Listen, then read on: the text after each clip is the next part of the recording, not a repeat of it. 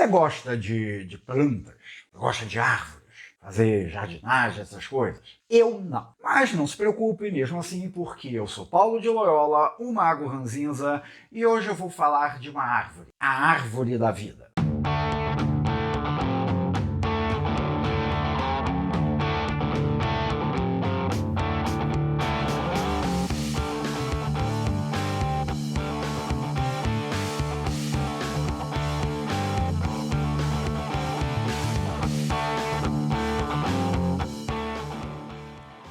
Você gosta do conteúdo aqui do canal?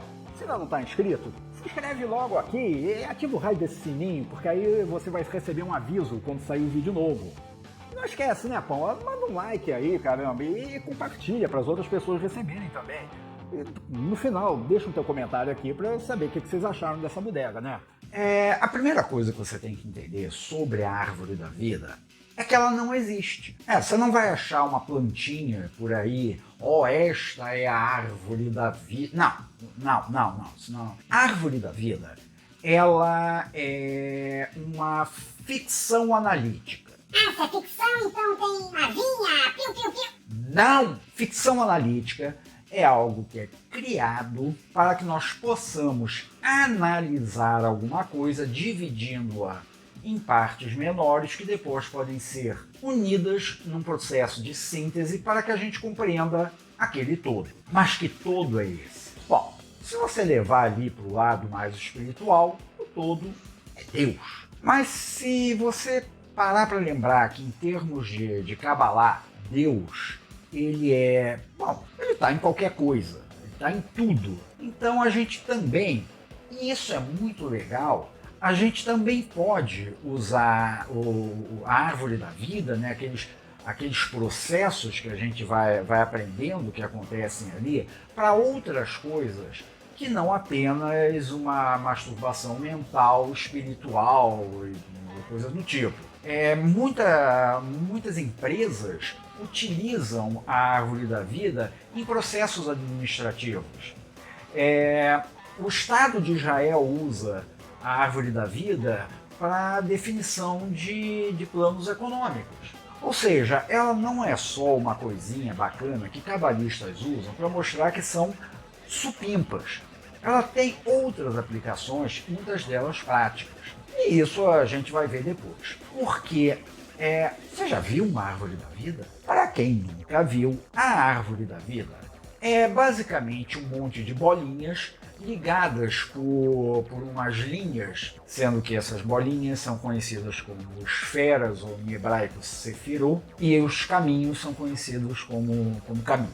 Aquelas linhas são chamadas de caminhos. E esse é um diagrama que ali você vai encontrar os nomes divinos, você vai encontrar as letras hebraicas, os arcanos maiores do tarô, você vai encontrar um monte de trambolho lá dentro. Só que antes da gente começar a olhar esses trambolhos que estão ali dentro, a gente tem que saber de onde é que veio essa bodega de árvore da vida, né? E aí se você já deu o seu like, já se inscreveu, já fez essa pataquada toda, agora o vídeo vai ficar um pouquinho mais chato, vai virar uma aula de história, então se você quiser, você já pode sair. E você ainda está aí, né? Então não me reclame, tá? Porque até eu vou usar de colinha aqui, porque é muito nome, uns nomes esquisitos, é um monte de data, tá? Então... e outra coisa, eu não falo alemão, tá? Então se alguém ficar ofendido pela minha pronúncia, problema teu. Vamos começar então, lembrando que a árvore da vida, ou em hebraico, Otzheim, ela é um conceito que está presente em uma penca de culturas diferentes ao redor do mundo inteiro. Então você vai encontrar essa ideia de uma árvore da vida em culturas mesoamericanas, em culturas do norte da Europa, em culturas asiáticas, em culturas mesopotâmicas, e mesopotâmicas nos interessam. Por quê? Quem lembra um pouquinho de história lá hebraica vai lembrar que a patota lá judaica, né, a patota lá hebraica, no tempo ainda não era judeu, eles andaram um tempo lá cativos na Mesopotâmia e trouxeram muita cultura de lá, muitas das coisas que a gente encontra no Torá, na Bíblia ou em outros escritos hebraicos, eles na verdade são aspectos culturais assírios, caldeus e por aí vai. Então já existia essa ideia da árvore da vida lá para aquelas bandas. Agora, por que essa estrutura está tão presente assim? Ninguém sabe. A teoria mais comum é que as árvores, né, pelo seu tamanho, pela sua imponência, elas seriam uma união entre a terra e o céu. Então, pelas frutas que elas dão, elas nos trariam o sustento. Essas são só umas ideias.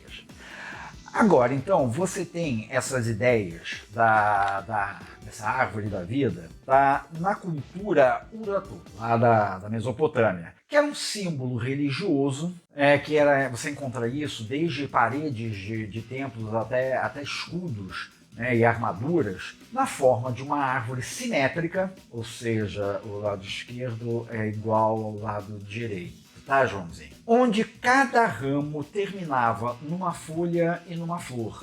E no ápice da árvore tinha também uma flor com uma folha. A partir daí, a gente pode ir lá para o Irã antigo, onde você tem a Galquerena, que é uma árvore que garante a continuidade da vida e teria sido plantado pelo próprio Ahura Mazda, que era o deus da luz. Na Síria, e aí a coisa fica interessante, porque a árvore da vida síria, ela não era chamada de árvore da vida, tá? Isso é um nome por associação que foi dado por acadêmicos modernos. Ela era chamada simplesmente de árvore sagrada, ou então de Roma, com H, não com R.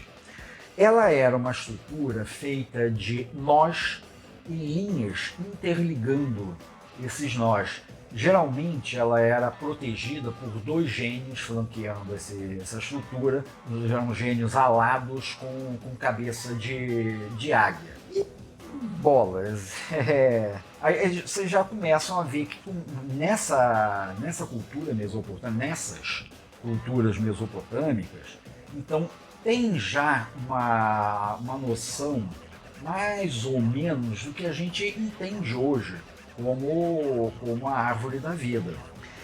Dentro da Kabbalah, ela surge em dois textos, tá? Que são o Bahir e o Zohar. Mas ela não aparece nessa estrutura, né, de esferas e caminhos. É dito que quando Deus cria o mundo, ele faz isso através de 10 emanações que vão surgindo de forma concêntrica. Sim, isso é gnóstico para cabojas, tá? E eu sempre falo que tem muito gnosticismo dentro da Kabbalah. E essa ideia das esferas concêntricas, ela dura um bom tempo, ela dura alguns séculos, até que lá no século XVI, um cara chamado Paolo Riccio, eu espero que se pronuncie assim, ele escreve um livro chamado Liber Porta Lucis, ou o livro da Porta da Luz. Até aí, nada.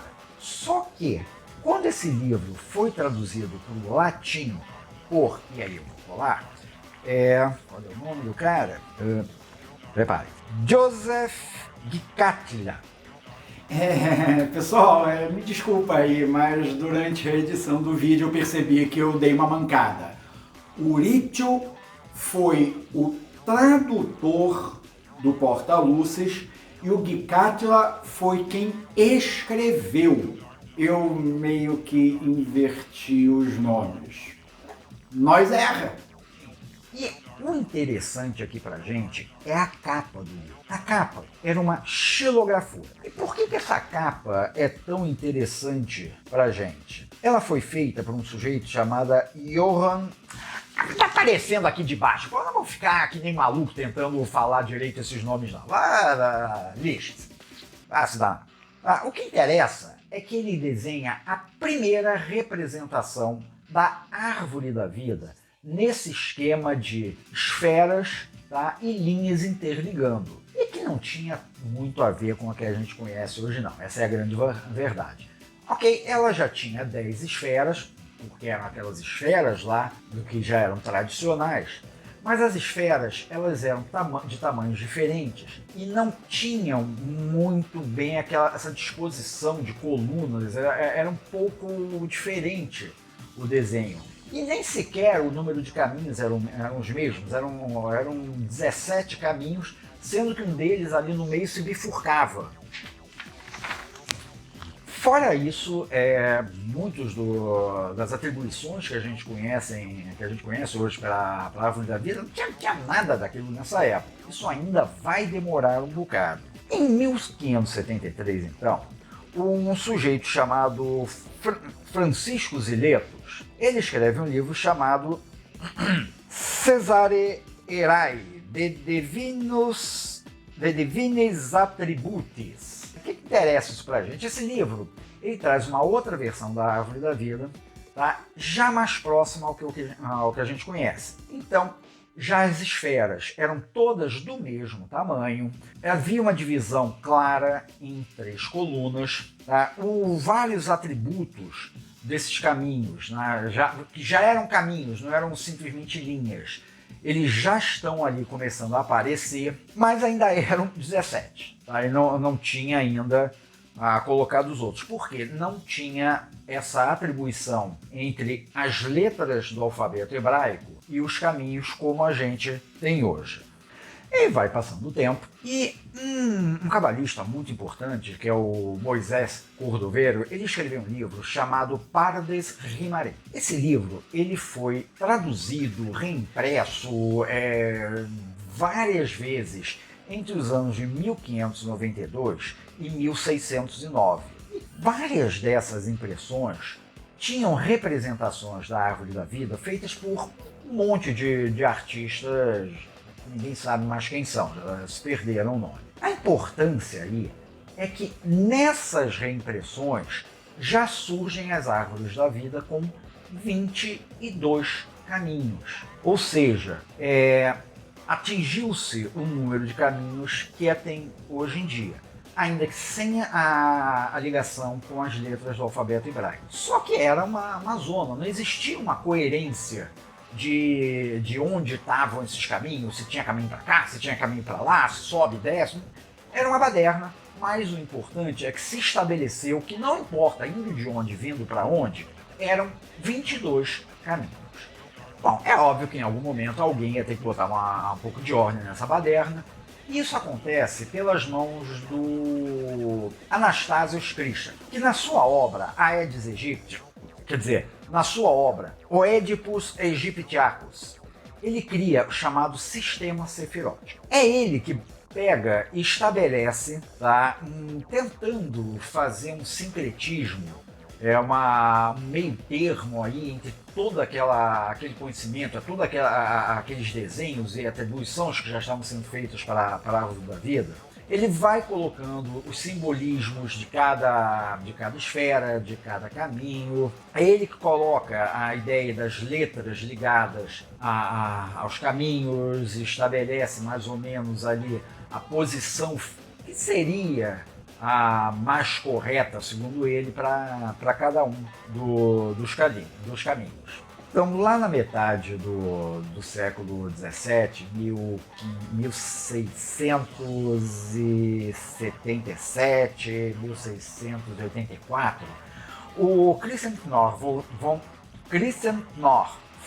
Rosenhoth, ele publica o Kabbalah Denudata, em que ele pega o sistema de geometria elemental e inclui dentro da árvore da vida. A partir de aí surge uma nova esfera, porque até agora eram sempre 10 esferas. O Knorr, ele pega e coloca quem? Da'at, como uma nova esfera ali entre Keter e Tiferet, gerando aí uma nova série de simbologias para a árvore da vida. Próximo nome importante aqui para a gente, então, né, nessa história, desse desenrolar da árvore da vida, é o moço Eliphas Levi, esse nome pelo menos é mais fácil de falar, que coloca um novo conceito na árvore da vida, que eram os arcanos maiores do tarô. Foi Levi, então, que pegou e disse, olha, esse arcano maior está ligado a este caminho, este arcano maior está ligado a este caminho. De onde é que ele tirou isso? Do sovaco? Não. Ele fez isso pela ligação entre os arcanos maiores e a simbologia deles, né, e as letras do alfabeto hebraico. E no século XIX passou meio que em branco, fora isso do Levi, não teve grandes mudanças. As próximas mudanças vão aparecer só já no finalzinho lá do século XIX, século XX, principalmente século XX, porque começaram a ter mudanças na astrologia. E como tinha um bocado de simbolismo astrológico na árvore da vida, eles precisavam começar a encaixar ali também novos planetas, asteroides e por aí vai. Fora o que o moço chamado Aleister Crowley, ele fez uma mudança nos arcanos maiores do tarô, e essa mudança ele reflete também na árvore da vida. Tanto que quando você vê uma árvore da vida telêmica, duas cartas de tarô, tá? O Imperador e a Força, eles estão ali trocados de lugar. O que acontece então hoje em dia? Hoje em dia você tem alguns esquemas de árvore da vida, tá? Você não tem só uma representação, isso é importante, porque todos eles estão certos. Tá? Apenas refletem diferentes concepções simbólicas de uma determinada escola de pensamento. Basicamente, a maior diferença entre os diagramas da árvore da vida está no número de caminhos que chegam até Malkuth. Alguns deles, eles ainda usam aquela concepção lá do Porta-Luzes de só um caminho ligando Yesod para Malkuth. A maior parte dos diagramas, são os mais comuns, eles têm então 3 caminhos fazendo essa ligação de Malkuth com o restante da árvore da vida. Basicamente, essas são as grandes modificações. Assim, tem uma curiosidade que eu anotei aqui para não me esquecer. Não foi só por causa dos nomes e datas não, tá? É que essa diferença entre árvores da vida com um caminho de Malkuth e árvores da vida com 3 caminhos de Malkuth, o pessoal denomina de maneiras distintas. Então, aquelas que têm um caminho só, elas são chamadas de árvores do retorno, enquanto as que têm 3 caminhos são chamadas de árvores da emanação. Isso foi só uma introdução para vocês terem uma noção de como essa árvore da vida foi se desenvolvendo, que ela não foi sempre aquele esquema, que ela não teve sempre aquelas atribuições. Então é bom manter sempre a cabeça meio aberta nessas horas. A partir daqui a gente vai começar a estudar esferas, a gente vai começar a estudar caminhos, a gente vai começar a estudar atribuições, simbologismos, essa bodega toda, mas por hoje é só.